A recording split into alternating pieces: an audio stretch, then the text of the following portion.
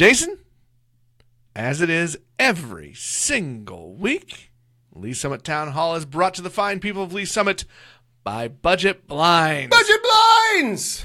Hey, I don't know if you've heard this or not, but they're doing some stuff to support the community. I am for one shocked that there is nice things going on in this Budget Blinds establishment. I know, they're good people. All this month, leading up to the Fourth Friday event in downtown, they are supporting KC Pet Project. Matter of fact, you know what they're going to call it?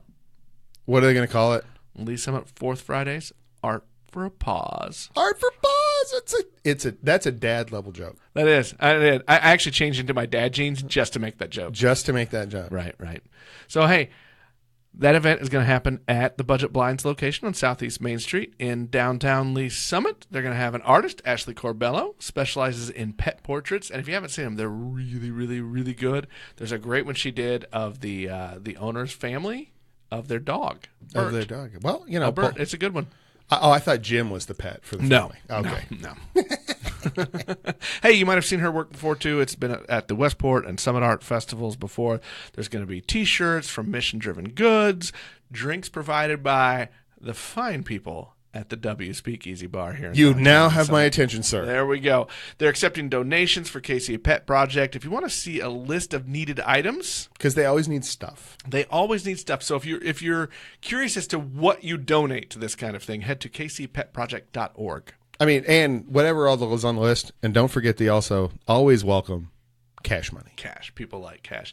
And speaking of cash, all this month, $1 per blind purchased in the month of June goes to KC Pet Project. So if you are anywhere in the neighborhood of thinking about purchasing blinds for your home, upgrading either technologically, stylistically, or just, maybe putting blinds on the window for the very first time, now's the time to do it. Because not only will you get high quality blinds from real live nice folks and experts, but you're going to do a little good on the side. It's time, Jason, for you to replace the sheet with real blinds. Look, college days will never end.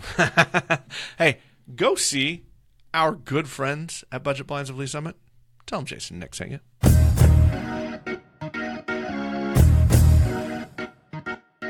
Hello and welcome to this Friday edition of Lee Summit Town Hall. Today my guest is fellow business owner Liesl Hays. Liesl, thanks for coming on the show today. Well, Nick, thanks for having me. I really appreciate it. Well, we've gotten to know each other over the last year or so. Mm-hmm. I'm going to say year or two, maybe. You are writing a book, and that's kind of why I asked you on here. I'm jealous because making myself sit down to write that many pages seems like a lot of effort. So I'm going to live vicariously through you. But then your book has a weird title to me, and it's a play on words. I love words, and really, I only have one question. It's the whole reason you're here. Your book is titled Change Deviant. Yes. When I hear the word deviant, I don't think nice, businessy, life-changing things. So I'm curious, why? Why is that title? What does it mean? What the heck are you doing? That is a super great question. And actually, so when we think about deviance, I think we immediately go to negative behavior, right? So ultimately, but we do. Like we think about negative behavior when we think about deviance. But actually, so there's this concept in psychology, and you probably remember it from like your Psych 101 class. But it's all about positive. Do you remember it? Let's be honest. There's not a lot of, quote, class things that I remember from college. Okay, well, you know what? Nick, we're kind of on the same page, but let me tell you, I do remember Psychology 101 in Budig Hall in Kansas University. We had 1,000 people in that class. You're KU. I went to K-State too, though, so it's okay. That may have cleansed your soul. Well, that cleansed my soul, yes. Okay, we're good. So yes, freshman year, Psychology 101, Budig Hall, and we are learning about the concept of positive deviance. And so positive deviance is essentially that there are individuals in a community who are adopting positive behaviors that the rest of the subset of the population is not. And so the concept there is that in change, in the world of change influence, we often study positive deviants because they are individuals that have adopted a positive behavior in an environment, and then essentially they're like a positive deviant. And so that's where change deviants came from, all from that psychological principle. I like that. And while I tend to always be a little snarky and negative and sarcastic. I mean, that's me. But I like that because I feel like all of us have gone that direction where our jokes are sarcastic, snarky comments now, and we all try to be witty with that, right? But it's hard to find and to look at people who are actively choosing positive things, right? Absolutely. So all of the things you just said, my cynicism meter went way off the charts, right? Because that's what I do. Right. That's my instant reaction. So I kind of like the fact that okay, you're gonna go. You're talking about seeking out the people who are adopting a positive change, a positive attitude, and which sounds so cheesy. Even saying it myself, I want to make fun of myself. You know now. what, Nick? But, you can make fun of it all you want if it makes you feel better. But I like that. I think that is a hard thing to tell yourself to seek out. It is, because I think oftentimes we look at negative behaviors and what we shouldn't do, right? But ultimately, there are catalysts for change in every community. And I think the whole principle behind change deviance is that there's a small subset of individuals who adopt change at an alarmingly fast rate in comparison to the rest of us. But here's the critical piece, Nick, that I always tell people, because people are like, well, why would I want to learn from people who just naturally do it, right? The reality is that as I have conversations with these individuals, it's a skill that they have developed over time. And so while change has become almost second nature to them now, it didn't start that way. It started with them adopting small, seemingly insignificant behaviors. Are you finding that those were again, I want to go back to go back. Was that an active choice on their part in the beginning to make those small little things, or was that a pretty natural progression for them? That's a really great question. So one of the things that I will tell you is that when I interview some of these people, they don't realize it's so natural to them now. They don't realize that in the beginning they made small choices. And so a lot of the times I direct them towards that, where I'm like, it's second nature to you now, but what was it like when you first started embracing change in your life? And they would go back and they'd say, okay, well, I had to accept that change is necessary for growth. So when things got hard, I would tell myself that change is necessary for me to move to the next phase of my life that I want for myself. And so it's interesting to start to peel back the onion and figure out what are the things that these individuals started doing early on when they wanted to pursue meaningful life changes. So tell me a little bit, I think it'd be good for people to know, who are the people that you're talking to? I mean, Sure. these are a lot of them are kind of Kansas City area people. Yes. So who are you talking to right now? Sure. So right now, I'm really focusing on the Neil Patterson chapter. So Neil Patterson was the former CEO of Cerner Corporation. And I know for us Kansas City people, a lot of people know who Neil is. And he actually passed away a couple of years ago. But one of the things that Neil did exceptionally well, and I would say is his legacy that he left that company, was he embraced change at an alarmingly fast rate. And he also pushed Cerner to do the same thing. So there was a culture of change that he really created within that organization, and people adopted behaviors because they knew, Neil used to say it this way, if we didn't change as a company, we would eventually become fish food. And what he meant by that was he knew that if we didn't describe our vivid description of future state and where the healthcare industry was going, that if we didn't change and move in that direction every single day, then we would eventually become totally and completely irrelevant. So Neil is one of the people that I am really focusing on now. I've interviewed over 10 people who knew him in a different capacity, and I did that very intentionally. I wanted it to be people who some of them got along with Neil and some of them didn't. Some of them are family members. Some of them are people that he worked with. And so the goal there was to get a robust understanding of who Neil was as a person and how he embraced change so normally. So in this book, are you thinking it's going to be some almost verbal portraits of different people? Absolutely. So there's also another individual. His name is Chamath Palihapitiya. Try and say that really three times really fast. No. It took me forever to learn how to pronounce his name, by the way. So he, at one point, was the CEO of a company called Social Capital. And he really wanted to take venture capitalism and really turn it upside down on its head. But he actually recently went through a significant midlife crisis where he woke up one day and he talks about it. He's like, I woke up one day and I realized that I was living somebody else's life. And ultimately, he made some very significant changes in his life that really led him to the place that he's in of just contentment and happiness right now. But it took kind of him waking up one day and realizing that the bulk of his life was spent living for other people. So he's another person that's going to be featured and is an extremely interesting individual.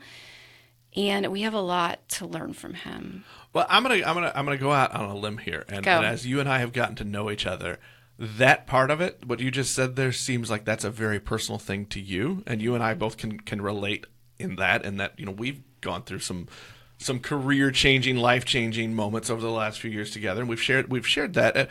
But I want to, is that part of why you started doing that book? Is that you have, you were a corporate management person, and you walked away, and you said, I'm going to jump off a bridge and start a weird business. Yeah. You own a bed and breakfast here in Lee Yes. Summit, the Browning. You do consulting work on the side as well still. But so you went through that point too where you didn't like the life you were living professionally, which we all know affects our personal lives as well. So is this book kind of a reflection of what you've been going through? So I think that that's a really fair question. And the answer is yes. Like, this has been the journey that I've been on the last 3 years. And so for me, and I'm really open and honest about this because I feel like it gives other people permission to be honest about it. So I reached a place in my life about 3 years ago where I had a very, very much like that Chamath moment where he woke up and he realized that he had been living someone else's life. And what I mean by that is that I followed all of the rules that I was supposed to follow. I got married when I was 25. I had 2 children by the time I was 28. And I started working the corporate job and steadily climbing that ladder. And I followed all of the rules, right? And not to say that people don't find happiness in those things, because I want you to hear me say that I find happiness in those things, but I never really stopped and reflected on, am I doing these things because it's what society has told me is the right way to reach this destination endpoint of happiness? Or am I doing this because it makes Liesl feel alive? Isn't that kind of and I don't want to be sweeping cliche generalization guy here, but that seems... Isn't that the generational question we're having right now, kind of as a culture, is that we've spent 50, 60 years as a society saying, you go to high school, you go to college, you go to business, this is what you do. If you are from the middle class and higher world in America, that's what you do.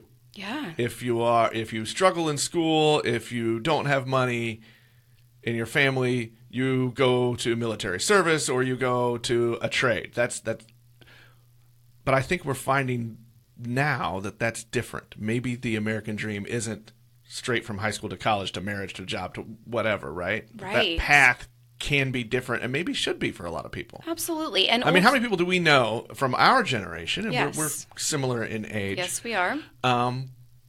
that have degrees and do not use those degrees in the career that they have? So many, right? I mean, my brother is I don't know what he does, actually. He's kind of like, if you remember Friends, he's the Chandler. Oh, right? yeah. He's the funny guy. Yeah, I'm the funny one. Come on. Okay, sorry, Nick. My bad. My bad. We don't know what he does. Something in finance and technology. Basically a CFO type, right? His degree is in music management. His degree was to manage symphonies. Yeah. I mean, and think about all the formative years that we spend, and like, it's like there's this prescribed path. And I'm not saying that people don't find happiness in that path, but I think we have to allow the conversation to be able to say, this is not everybody's path, and we're okay with that. And for me, the Change Deviant concept came with me being able to say, let's talk about that hard conversation about looking at our lives and saying, what are the things that we want for our lives? How do we reflect on that? How do we spend time creating a vivid description of what that looks like? And then how do we get there, right? But the reality is that most of us never change. We never reach our goals or go for the things that really matter to us, because society has kind of molded us into, this is the path and the structure, and we all need to take this path, right? And if we don't, we're almost seen as weird, right? Or we get messages that are reinforced to us to stay safe and to continue on the path. Right. Right? Don't be the artist because they can't make money. Go be the doctor. Right. Go be the attorney, because that will make money, Yes. and then you can have the life that you should have. Absolutely. So answer. Do you mind? Will you? I'm going to put you on the spot. No. What was that moment for you? What was it? One singular moment? Was it a buildup of things? What was that? What was that catalyst that said, this isn't the life that's going to make me happy? And So that's in- going to bring joy. Yeah, Doesn't no, bring you no, joy. no, no. I think it's right. I mean, it's to good, you though. and your family. Yeah. And like, I think it's interesting because for me, it was almost a breakdown of self. And I know that's a really, like, breakdown is such a word that it's so negative, right? But at the end of the day, I'm working in corporate America. I have this amazing job. I'm working with an incredible team of people. I have a great family. And ultimately, I'm still unhappy. And for me, that was a warning. Like, there are all these warning signs, right? And the first one is like, we all know that happiness is, it's not a destination, it's a journey, right? But for me, I used to just dread going to work every day. Exactly. I would dread it. And it wasn't because anyone at Cerner wasn't incredible and amazing and I didn't have a great team. So it's nothing along the lines of that culture. But for me personally, dread is one of the biggest warning signs that you're living somebody else's life.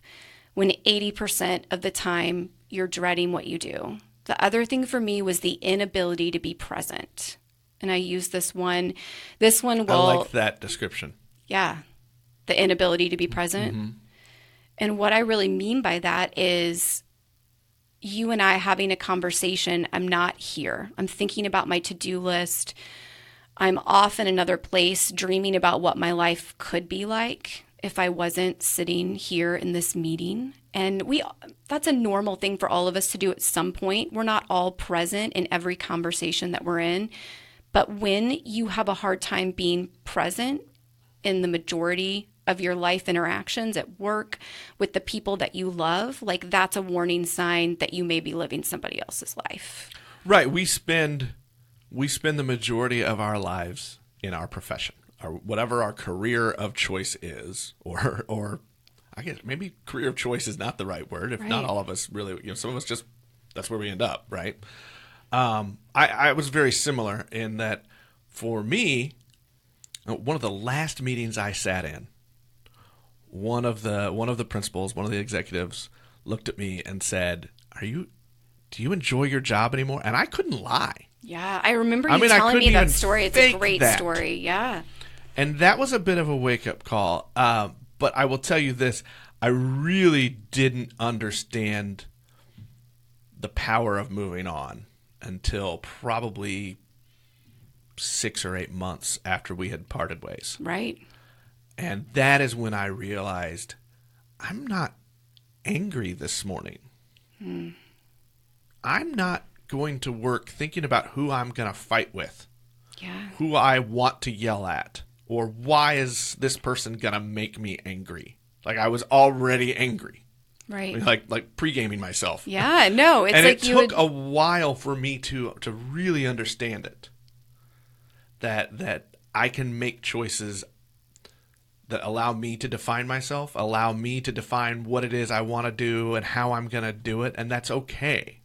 That I don't have to just go do this thing because of the really nice paycheck they give me. See, but you just hit a really critical point there. Because here's what I think about. We play it safe our whole lives because that's the story, that's the message that we're given, right? And ultimately we follow this predetermined destination that like ends up sometimes making us unhappy. But the reality is that you have the choice. But I feel like often we don't believe we have the choice. And that is one of the barriers to change, right? It's, well, I have to pay the bills. I have to do this thing. Like I have to go to work every day to a job I'm unhappy in. But I have to do it. Like it's just part of life. And everyone else hates their job, so it's fine, right? Right. And we kind of pacify the warning signs that we're not happy and that we're not fulfilled. And what we do is we just use other people as an example. Like, well, you know, Bill down the street feels the same way, right? He's not happy every day either. And it's a balance, right? I always think that's a critical piece too. Like there are days where we're not going to love what we do, but when it's the majority of our lives where we're like 80% of my interactions are not filling my cup, like what's the point, right? Right. And I think, you know, there are people who are satisfied and happy with a cubicle life. Absolutely. And I'm going to use my brother as an example again, because he and I have had kind of these similar conversations. And he is, I cannot understand him and he cannot understand me. He is perfectly happy with a job where I am trading time in my life for money. Yes. And that works for him. Absolutely. That works for him. And he is happy. He does things that make him and his family happy. I can't do that. We've talked about it because he's always like, why did you go do this thing? You could make a lot more money. And I'm like, but I can't. I can't. I would not be happy doing that thing. And you're right. There are times when I still get stressed. I still have hard days. Sure, absolutely. But most of the time, I'm going to tell you. I mean, really, let's be honest. I'm a loudmouth with a mic, so right. I kind of get to have fun every day. You do get to have fun every day. You know, this is like the best job ever. And I get to meet cool people and, yes. and like you and just tell me your story. Right. I mean, for me, that's a lot of fun. And, you know, someday I might figure out how to get paychecks for it. Yeah, I mean, maybe. But you know what? You also hit the nail on the head of something that's really important. It's figuring out what you want for your life. And what Change Deviants do is they create a vivid description of future state that they have in front of them of this is what I value. This is my why. And oftentimes that exercise, like it sounds really basic, right? That sounds really basic, but it's so important that we have the ability to reflect and say, what are the things I value? What makes me come alive? And what's my calling in life? And do that outside of the work. Like we oftentimes define our lives by the work, right? But we have to step back and be able to say, what makes me come alive? And that's an okay question. And for your brother, that's fantastic that he feels alive being in a cubicle environment. There's nothing wrong with corporate America, right? But you have to figure out what's right for you as an individual and pursue that life. Yeah, I think some people, it's okay for some people. Like I like kind of being defined by what I do because what I do is fun for me. Right. I mean, this is entertainment. I get to play with technology, which I love, which is fun. But there are some people who they don't want to be defined what they do. They are okay with, you know, from 8 to 5, I do this thing, and then the thing that defines me is what happens after that, in between. Right. And that's different. I want to go to, you just said earlier, you had two different things in your statement where you talked about visualizing the future state, having a goal. But then you also talked about figuring out your why. Are both equally important?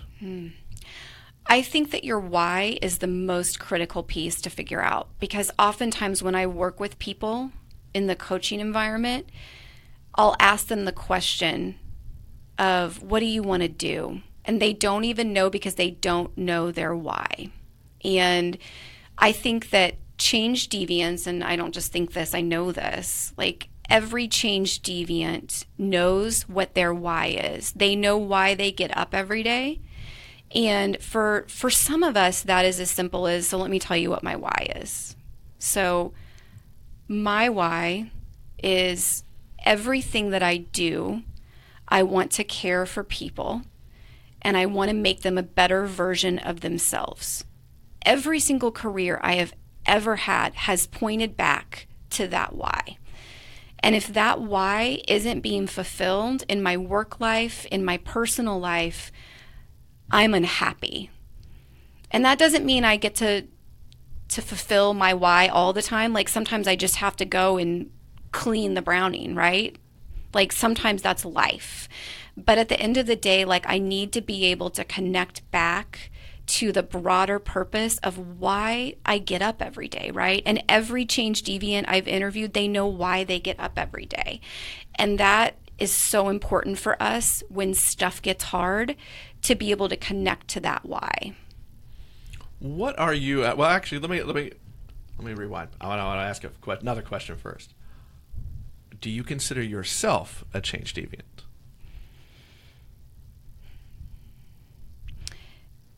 Yes. I think that I considered myself more of a change deviant, and then I started interviewing these like mega change deviants. And when I say that, I mean people who are just super skilled at embracing change and doing the things that really matter for their lives, that I learn so much from them. I think that I told you this the other day, but I had a little bit of... The hardest thing about writing a self-help book is that when I learn things, I have to put them into practice, and it hurts. Well, look, let's go to the other cliche. Like, change is hard. Change is hard, and like I think I'm so great at it. But then, okay, for instance, let me give you an example of the other day. I'm going through these interviews, and I have my headset on, and when I go into my like qualitative analysis mode, I just listen to people over and over and over again, and I have all these crazy mind maps of how I like map data and where they belong. And the other day... You have a totally different brain than me. I'm so weird. I'm such a weirdo. Like, I know I'm a weirdo. But I had this moment the other day where I started to see this theme in the data, which just kind of brought me down. I don't know the right word. It hit me really hard, and I knew I needed to do something about it. And the theme was this. The theme was that not only do change deviants have a vision for the change that they want in their lives, and that drives them towards that change, but they also align their priorities to get to that end state. And for me, like that was hard to hear, because I like to do all the things. Like I define myself based on being able to clean the browning and cook at the browning and do HR consulting and write a book. And like my whole life is usually just overscheduled and overplanned. And I usually get to the place where I'm just like half of a person. And I do that to myself, right? And the hardest thing for me was realizing that I was doing it wrong. Yeah, I want to say and I've not used the phrase, but the change deviants that I know, the people in business life that I really respect, that I like to kind of hope that someday I can emulate, have an ability to really hyper focus. Yes. That is uncanny. Right? And it's a foreign language to me. Yeah. Like, okay, so one of the people I was interviewing about Neil the other day said this. Neil just never got stuck in the windshield. I like that. And I was like, real, like, explain that to me. And the person I was interviewing just said, at the end of the day, Neil knew the direction that the company needed to go, or he knew the direction that his life needed to go. And so everything else was just white noise. And sometimes that meant that he didn't answer emails of stuff that he thought other people could figure out.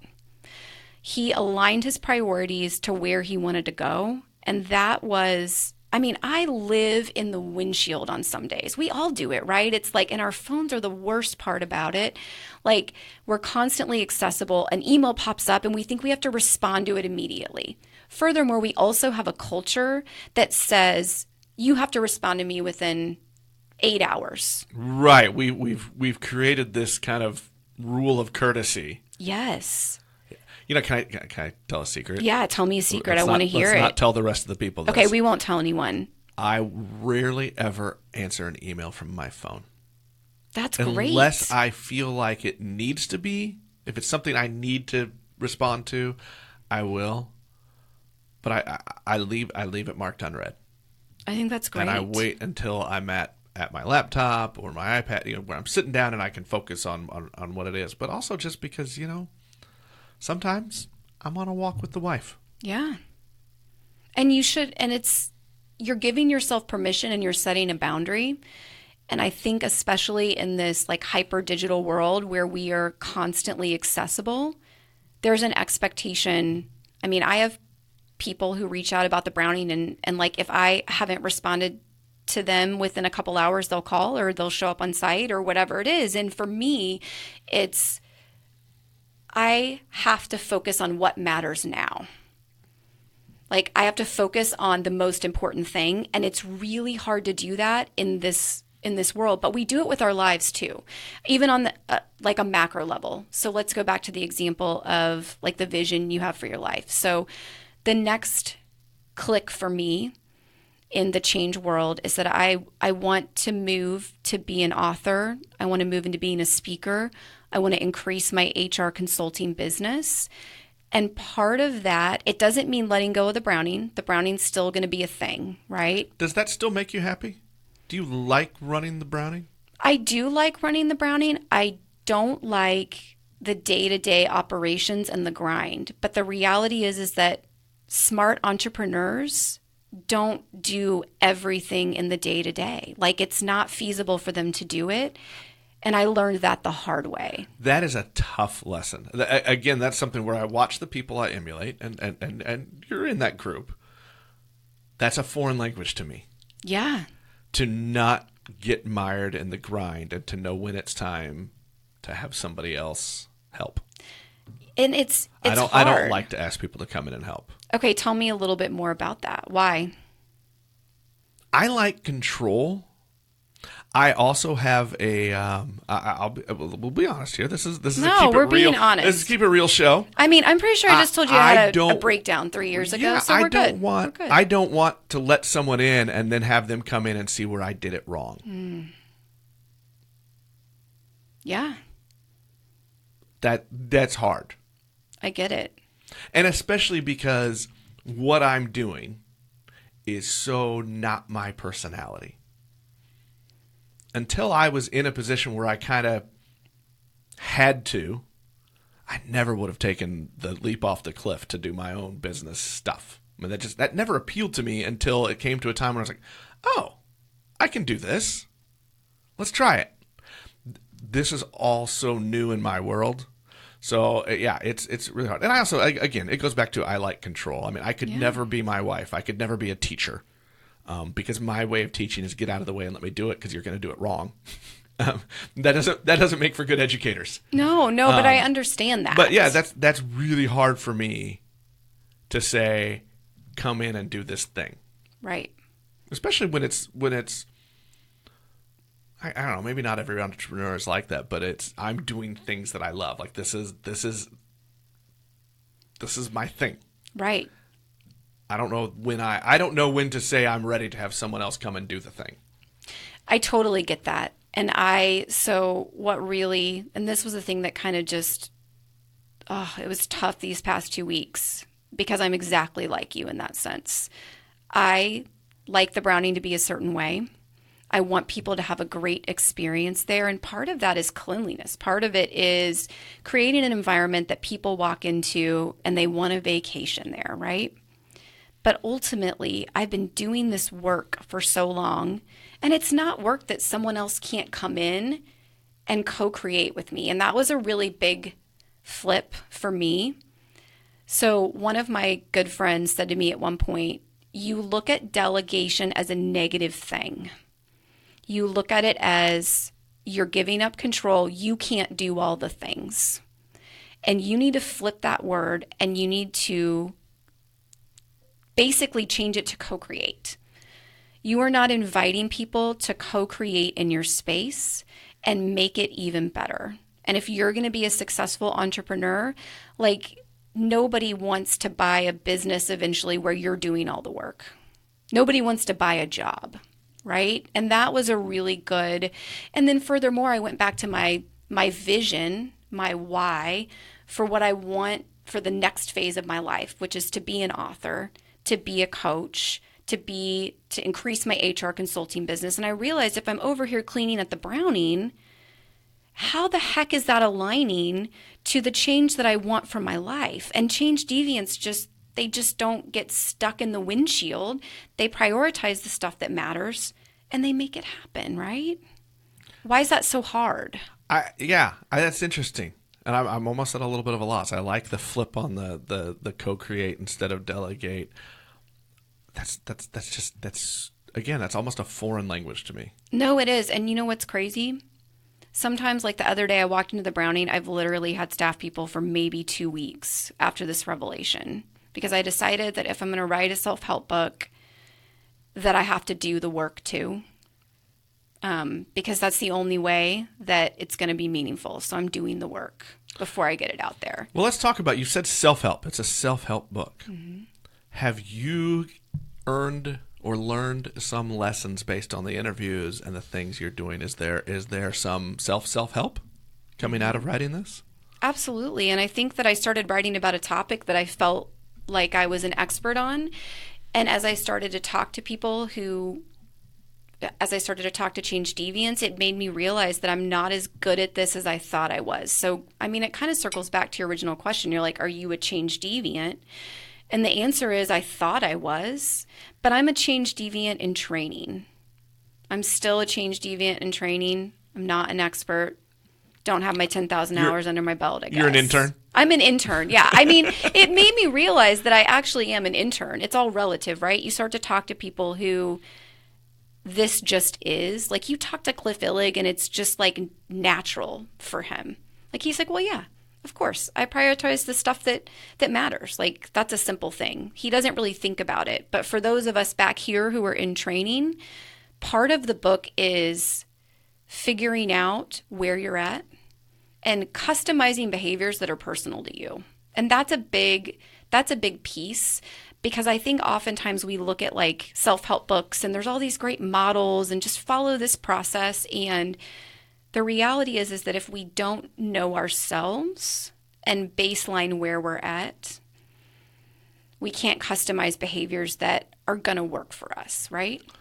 I'm going to go back to, again, I'm cynical and sarcastic no, I like it. By nature. And so I don't know that this question is going to be speaking for everyone else because I don't think the rest of the world is as big a jerk as I am. Self-help books are difficult for me. Okay, tell me more. Because putting that into action is hard. It doesn't seem realistic to me. Like, okay, here's some things to do and some plans, but how does that fit into what the real world is? So my question is you just talked about realizing where you're at. Where are you, and how are you now figuring out a way to change how you prioritize? Because you said that's these people you're interviewing are like, this is what I do. I prioritize this way, and I think it gets into that hyper focus thing that we talked about earlier. So where are you now, and how are you in real life adjusting priorities or learning to adjust priorities? Absolutely. And so one of the things that's a little bit unique about Change Deviants, the book, is that so we codify behaviors essentially that are really important when embracing life changes, right? But ultimately, you're going to assess where you are in relationship to those behaviors. And then, so let's give an example because I feel like that's easier. Let's go back to our example of the challenge of delegation and aligning our priorities to the change that we want for our lives, right? So sometimes that means that we have to quit things. Sometimes it means that we have to delegate things that are not getting us to the change that we want. So let's use the browning as a great example. I want to be an author. I want to be a speaker. I want to be a coach. And cleaning the browning is not getting me to that place. So maybe people would look at me and say, well, wow, Liesl, I mean, you literally just went and hired a couple of staff people. So obviously it wasn't that hard for you to do. But the reality is that the last 3 years, I've had to get to the place of doing that challenging work, right? To feel like I needed to change something. But if we were working with you and you were going through the workbook, so every single behavior has a workbook section that's specific to Nick Parker. Not specific to just Nick Parker, but as you're going through it, like that would be a long. It would be it'd be such a long book. A lot of analysis from people that I can't afford. Yeah, but here's what it would be. So we talk about delegation, right? And your challenges with that. It's not going to start with you hiring someone, right? Because that just like if that was a recommendation, you'd be like, okay, not doing that, right? But it starts with how do I delegate one thing that isn't aligning to the vision of change that I want for my life. Just one thing. Let's just start this week and do one thing. So the goal is we're identifying behaviors, then you assess yourself on relationship to where you are with those behaviors, and then we create a customized plan that's specific to you. The workbook will help you do that. So, okay, I want to flip it though. Tell us, all of these wonderful listeners, where are you? What do you mean? So in your assessment of becoming this change deviant, of doing these things that you want to do, not only changing yourself, but I think you want to make some changes broader. You want to help people do that. So where are you in that process? How do you assess yourself? No, I think it's a fair question. And honestly, part of that has become me having conversations with individuals who basically embrace change at an alarmingly fast rate. So it's codifying those behaviors is where I'm at right now in the book. It's figuring out what they are. So one of them is, we already talked about this one. They have a why for change. They understand the change they want, and they align their priorities accordingly. So that's one, right? One of the other things that I'm seeing is that change deviants are also constant learners. So they have the ability to pull in information from a variety of different places to help them navigate the change that they want for their lives. So there are behaviors that I'm starting to uncover and see in these conversations.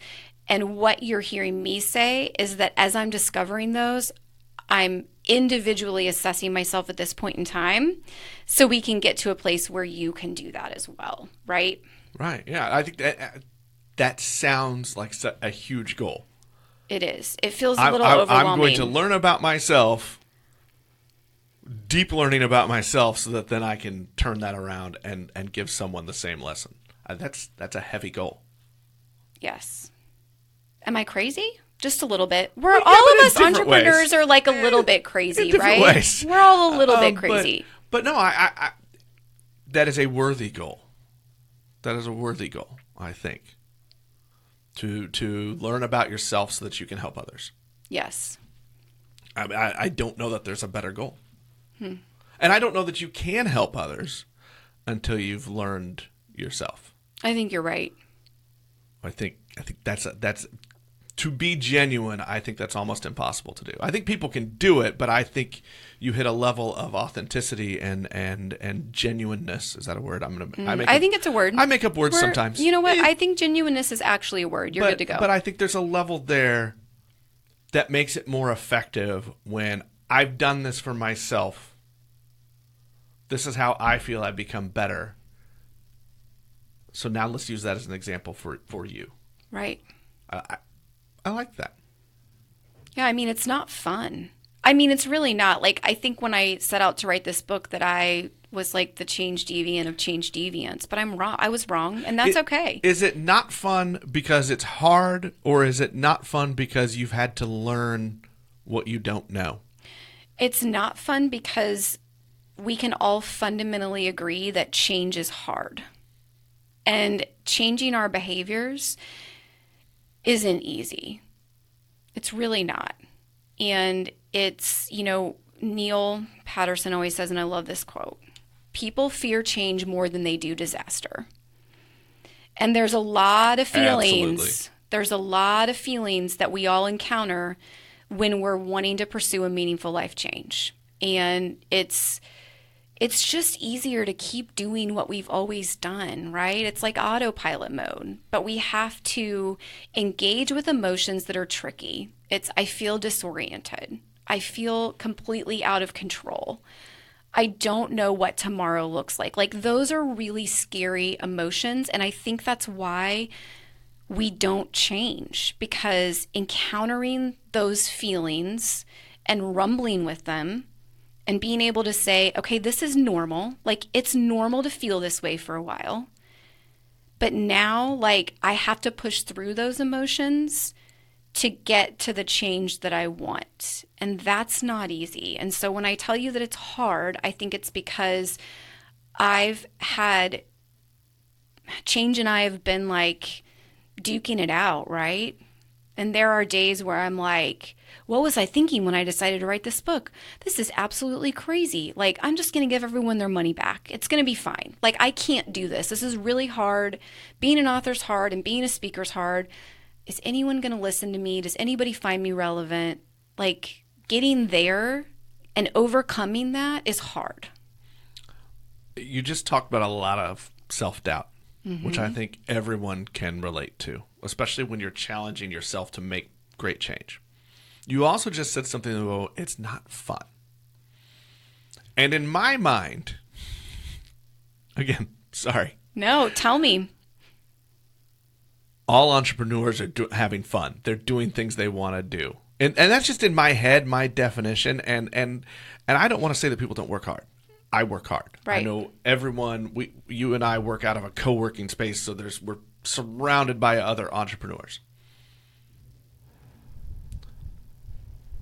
But are you still having fun? I mean, you've made the choice to do these things, and we talked about how we had those moments of we were living other people's lives or living for other people, however you want to define that. And so we made change to do something else. Yes. So are you having fun? Do you enjoy what you do? Is the changing Liesl, are you happy with her? So this is what I will tell you. One thing, and I am going to fully answer your question, but one of the other things... Was a rambling it was circle good, of a though. question. It was good, but I want to make sure I come back to it. But I think I'm going to arrive with it going this direction. So the other thing about Change Deviants is that they have accepted that change is an inevitable part of growth. It's a fundamental principle, and they stand on that. And I would venture to say that if we aren't reevaluating our lives every couple of years, like, the change that we want for our lives or the vision for our lives changes based on where we're at, right? And Liesl 3 years ago wanted to leave Cerner and open an inn. And that was what I wanted to do. And I aligned my priorities to make that change happen, right? But now Liesl is in the place. I like how I refer to myself in third person. It feels less vulnerable, right? There's something about a microphone that makes that happen. Yeah. But like, I'm going to own it. I'm going to be vulnerable about it. So 3 years ago, that is what I wanted for my life, aligned priorities, and made it happen. But now I'm in the place of I'm doing all the work at the Browning, and I burnt myself out. Like, I burnt myself out there. And I didn't allow people to come in my space and co-create. And that was a mistake that I made. And I'm realizing that I love that place and I want to keep doing it. But I also love it just as much when there are two amazing ladies doing breakfast service and cleaning rooms. And I still get joy from what I'm doing there. But I had to realign my priorities and understanding that what brought me joy 2 years ago, cleaning that place and cooking breakfast, it was legit. I loved it, right? but what got me here won't get me there, right? So if I am a change deviant, I am constantly reevaluating my life, my priorities, and my vision for my life shifts. And it should shift if I'm growing. I know you're like a little skeptical though. I'm gonna ask the one part of the question again. Okay. Are you happy and are you having fun? So this last year, I was not happy and I was not having fun. But a big part of that is because I went right back into my default mechanism. My default setting is that I take on everything. I help everybody. I cook, I clean, I write a book, I do all the things. Like, that's me as a person. Like, I've defined, and it's not me as a person, but I've defined myself that way. And I've had to reprogram myself to be able to say, that does not bring you joy. And you have to critically think about and evaluate your priorities. And so, yeah, I feel like this last 2 weeks is probably the first time delegating some of these things over that I've started to feel alive again. And I think that's important that we all do that. Like, we reevaluate every couple of years. I mean, there's not even a benchmark, right? But it's when you start to see the warning signs that you're not content, that you dread doing things most of the time, that you're not present. And when you start to see those warning signs, we have to ask ourselves some pretty critical questions of, is there a change I need to make? When you're asking those questions of yourself, when you're creating that vision of future of goal setting, who are some people, I guess, that you look to? Do you have some people that you look to and you think, I want to emulate that, or I want to emulate the way they did that? Mm-hmm. So I would say right now it's my deviants. Like right now. How big is that list? Give us a little. Don't give us all the names, because I like a little surprise. Okay. And so when I get the book, I want to be surprised. So, like, how many people am I interviewing, or how many people are deviants? Okay. Yeah. How many? Because your chapters are basically, it's a chapter per deviant, right? Well, interestingly enough, so that's how I set out to write the book. And then as I'm going through these interviews, I'm realizing that I've shifted the focus to be on behaviors. I like that. So every chapter will have a behavior that's critical for embracing a meaningful life change. And then what I do is I'm going to align stories from each of those deviants that support that behavior. And I want the focus to not be on people necessarily. I want it to be on how do we embrace these behaviors that are most important for change. And the way that you and I are going to be able to do that, picking up this book and reading it, is getting examples from different deviants, but supporting that behavior. So I didn't answer your question again. I do that. I wonder. It's okay. I'm going to come back to it. Okay, go back to it. But I think that's a good point, because I asked that question from my observation of early on in your process, where you were doing chapters based on people. But I'm curious. So I mean, are we going to meet a lot of people through this book?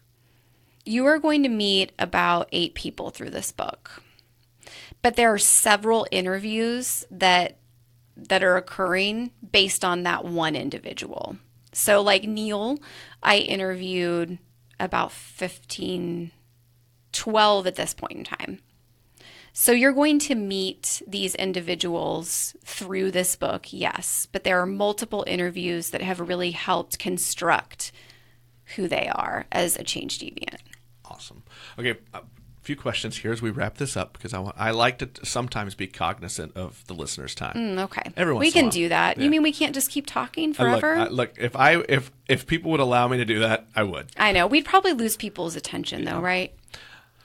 When will this book be a reality? If people want to see it, I know you have kind of a published date goal And we didn't really dig into the publishing format that you're doing, which is really interesting to me. But maybe we might come back some other time we should and do that because that's interesting. But so when are you expecting this book to be published? So, Nick, here's what I'm going to tell you. I had a very clear date when I am set out to write this book, and it was November of this year.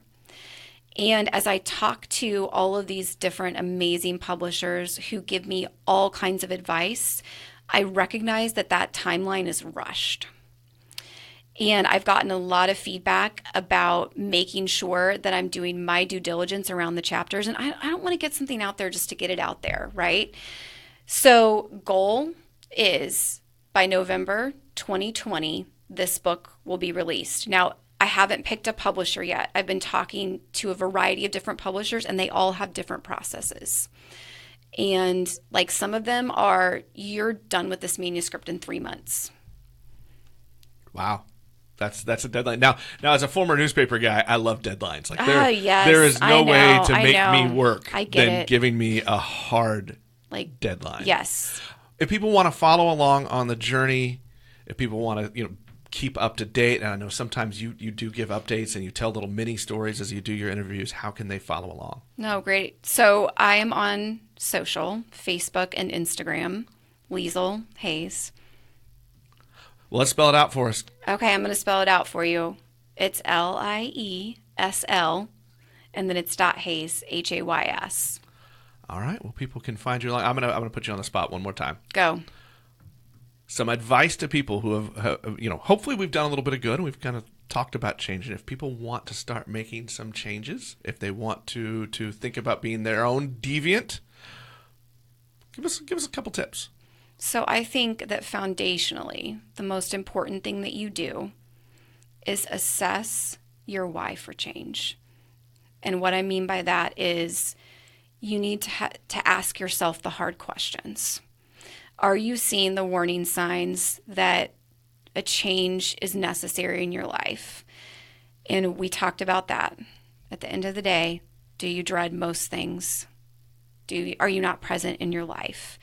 And if you can say yes to those things, it's time to start asking yourself the hard questions and figuring out what you want for your life. That's the starting point, right? Because if we can't do that, then it doesn't matter how many behaviors we adopt. Like, we foundationally have to know why. We have to assess and figure out in our lives if we're happy, if a change is necessary.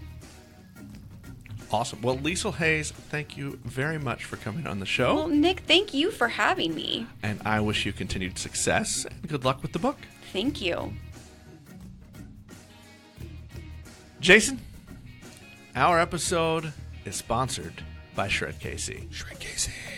Hey, I've tried not to make the last few talks about Shred about me, but I'm going to bring it back to me. Honestly, I'm so amazed that you kept it away from you for that long. So, we know that I've been trying to lose some weight, been trying to get fit again. I had a little setback, a little stumble as I tried this because I broke my arm around Christmas time, and I've been trying to come back. I've been holding steady at about 35 pounds lost since January 1. I'm still feeling good. Hey, steady is good. Steady is good. After you've lost 35, steady's all right. Steady's all right. But I'm trying to get to the point where I can use my arms to lift weights again. Big milestone. Are you ready for this one? Yes, sir. I graduated from a 4-pound dumbbell to a 7-pound dumbbell. My arm, it be healing. Nick Parker, big man.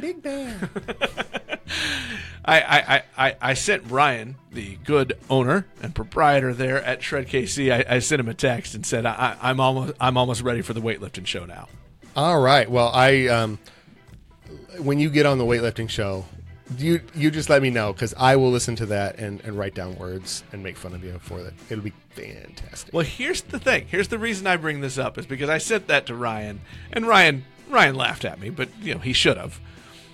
But he's been great about this. I am not a physically fit guy. I've been sitting on my duff for 20 years.